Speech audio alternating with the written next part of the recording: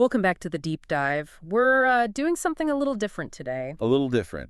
We're looking at a question that starts in a classroom, but really it's a question about reality itself. It's this: why do we take a perfectly useful part of mathematics and call it imaginary? Right. It sounds almost like a bad joke, you know. Why do we park on a driveway and drive on a parkway? But when you actually dig in, it's about the entire history of how we think. And to get us there, we're looking at this really incredible piece of writing. It's titled The Square Root of Us: Imaginary Numbers and Other Real Minds. It's from a Substack post by Jaime Hoerricks, a PhD. And what's so striking about it is that this isn't a textbook. I mean, not at all. It feels more like a memoir or maybe even a manifesto. It definitely defies genre, which is, I think, part of the point. Hoerricks is looking right at that intersection between the rigid world of curriculum, the graph paper world, and the messy, real world of the human mind. The central conflict, then, is between the tools we're given to measure the world. And the world itself. Before we get into the math, and we will, because the metaphor falls apart without it, we have to talk about how the author sees their own role. Yeah. Hoerricks doesn't just say, I'm a teacher. There's this very specific cultural term used. I actually looked it up to make sure I was saying it right. Sean-chide. Yes. Pronounced Shanachie. It's a Gaelic term for a storyteller, right? A historian. The person who kept the oral tradition, the clan's memory, alive. Which seems like a really odd choice for a modern math teacher. It does, but only if you think of teaching as just, data transfer. Exactly. Hoerricks defines the Sean-chide as the keeper of crossings. I love that. Or the minder of the paths that run between subjects pretending not to know one another. I had to stop and just sit with that line for a minute. Subjects pretending not to know one another. It's such a perfect critique of how we learn things. It is. You've got history over here in room 101 and calculus in room 102, and they are treated like complete strangers. But the Sean-chide, the storyteller, knows they're related. They know they're cousins. And that, according to the source, is the real work. Right. There's this distinction between the profession's borrowed coat, the timetable, the grades, The bureaucracy. and the actual vocation, which is remembering the relations the map forgot. That image of the borrowed coat is just perfect for bureaucracy. You put it on, it keeps you dry, it keeps administration happy. That's not you. It's not the skin. The skin is the connection. And that connection, Hoerricks says, happens at something called the hinge. The hinge. What's the hinge? It's that moment, the moment when a student's question can swing open a door that the curriculum really, really wants to keep painted shut. Because the curriculum is about efficiency, A to B. And a hinge moment is messy, it's complex. So let's go to the specific hinge moment in the source. It's an ordinary Thursday, and the description of the student is just so vivid. It's not just a girl raised her hand. No, it's the detail about her hoodie strings. Cootie strings chewed to soft white ropes. You're just instantly there. You can feel maybe the anxiety or just the boredom of being 15 in a classroom. And she asks the big question, why is it called imaginary? And the author points out that her tone is everything. She's not just asking for a definition. No, she says the word imaginary, like you'd say. Haunted. Or made-up friend.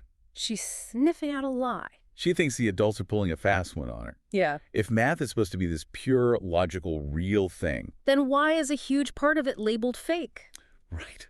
And then you get this great line where the author writes that behind the student, the graph paper waited in obedient squares, pretending it had never heard such gossip. The obedient squares. I mean, what a perfect symbol for that linear grid-like thinking. Everything can be plotted. Everything fits. X and Y. And here's the student bringing up the gossip, bringing up the ghost in the machine. So the teacher, Hoerricks, admits the safe answer, the borrowed coat answer, is to just give the definition. Which is? It's the square root of -1. It's a number that refuses to behave on the real line. But even while saying that, the teacher's mind is wandering the heather. So let's actually unpack the math, because I think a lot of us check out before we really get why it's a big deal. Okay, so think of the real line as just a ruler.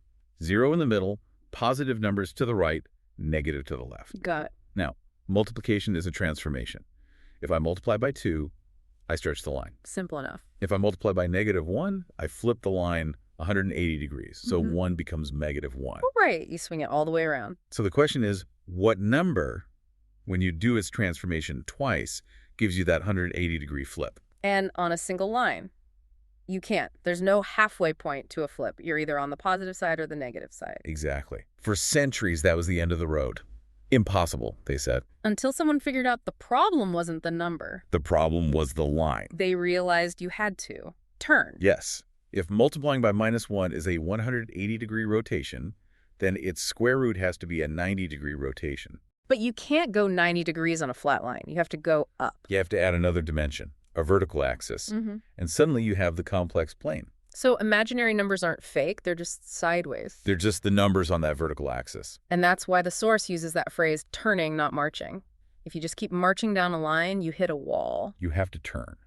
And this isn't some, abstract parlor trick. This is the why should I care part. Right. Without that ability to turn, without imaginary numbers, we don't have most of modern physics. AC electricity, the source mentions. AC electricity, quantum mechanics, signal processing, anything that rotates or oscillates. If you want to describe a wave, the real line is a clumsy tool. Imaginary numbers are the native language of rotation. So the student was right all along. She was. The label imaginary is basically a historical smear campaign. It is. It was a derogatory term from René Descartes because he thought they were useless. It's a perfect example of what the source calls a permitted yardstick being too short. Okay, let's talk about that phrase, the permitted yardstick. Hoerricks asks, who decided that a solution too large for the permitted yardstick must therefore be unreal? And that's the heart of it. When your tool, the yardstick, can't measure something, we tend to blame the thing we're measuring. We call the number imaginary instead of saying our ruler is too basic. And this is the pivot. This is where Hoerricks goes from math to us. Because we don't just do this with numbers. We do it with people. We do. Hoerricks writes, I saw again how often a culture, meeting something it cannot compute, renames the living thing as fiction. Wow. Renames the living thing as fiction. That connects right to neurodiversity, doesn't it? Directly. The text specifically mentions children who think in wholes. Which in psychology we might call gestalt thinking. Right. So break that down. A linear thinker, the graph paper mind. They process things step by step, A, then B, then C. It's perfect for the school system. Show your work. But the gestalt thinker. They just see it. They see the whole pattern at once, without the steps. It's like recognizing a face. You don't analyze the nose, then the eyes. You just see mom. And in a math class, if you just see the answer, but you can't show the linear steps to get there, you're in trouble. You're labeled disordered or lazy. Your way of thinking is too large for the permitted yardstick. So instead of changing the yardstick, the system just calls the child wrong. It calls their way of knowing. Imaginary. Invalid. And this gets into a really powerful concept the text hints at, which is epistemic sovereignty. That sounds heavy. Let's define it. Epistemic means knowledge. Sovereignty is authority. So who gets to decide what counts as real knowledge? Who's the king of reality? Exactly. And in our system, the king is linear logic. Yeah. Measurable data. If you have an intuition, a gut feeling that's often dismissed, it's treated like an imaginary number before we understood its power. The source talks about feelings that arrive before reasons being labeled suspect. You see that everywhere. Oh, absolutely. In a business meeting, if you have a hunch about the market but not the spreadsheet to prove it, you get shut down. Even though that hunch might be a high-level pattern recognition, a gestalt process that the data hasn't caught up to yet. We tuck those ways of knowing under the thin rug of the possible. Another great phrase. Our definition of possible is just too flat. And the argument is that this isn't just a shame for the individuals who get marginalized. It's a disaster for all of us. We are throwing away the very minds we need. The text suggests these gestalt minds might be the dimension our moment needs. Well, look at the problems we face. Climate change, global economics. These are not linear problems. You can't just march forward and solve them. They require turning. They require seeing the whole system, the feedback loops. We need people who can step off the line and see the entire complex plane, but we keep telling those people their minds are broken. It's a huge critique. If you only value the obedient squares, you're never going to get a new perspective. You'll just get more of the same. So let's go back to the teacher, the Schanscheid, in that classroom. Standing at the hinge. What do?